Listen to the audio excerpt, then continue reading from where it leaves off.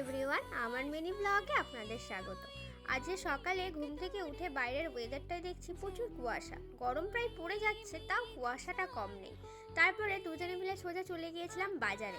আজকে বাড়িতে আমারই কিছু আত্মীয় স্বজন আসবে, তো সেই জন্য বাজারে গিয়েছিলাম। মাছের মাথাগুলো দেখছেন কীরকমভাবে তাকিয়ে আছে যেন। তো তারপরে বাড়িতে এসে সমস্ত কিছু কাটাকুটি শুরু করে দিয়েছিলাম। অ্যাকচুয়ালি এসেছিলো আমার মা, বাবা, মাসি, দাদা, তারপরে বৌমণি, দিদিভাই, জিজু, বোন, তো সবাই মিলে একটা বাড়িতেই পিকনিক আর কি। শীতের শেষ, গরমের শুরুতে পিকনিক। তো রান্নার কাটাকুটি করেই মা রান্না করছিল, এখানে মা রান্নাটা শুরু করে দিয়েছে। রাতের ডিনার আর কি, সেরকম কিছু মেনু ছিল না, ছিল হচ্ছে চিকেন কষা, রুমালি রুটি। রুমালি রুটিটা বাইরে থেকে কিনে নিয়ে আসা হয়েছিল। তো মা রান্না করতে করতে এখানে আবার বাপিকে ট্রান্সফার করে দিয়েছে। মা কিছুটা করেছে, তারপর আবার বাপি করেছে। সবাই মিলে বসে একসাথে খাবার মজাটাই যেন আলাদা। এখানে রান্না করছিল বাপি, আর আমি হঠাৎ করে দেখি জানলার ফাঁক দিয়ে এত সুন্দর একটা চাঁদ দেখা যাচ্ছে, মানে গাছের ঠিক ফাঁকটা দিয়ে।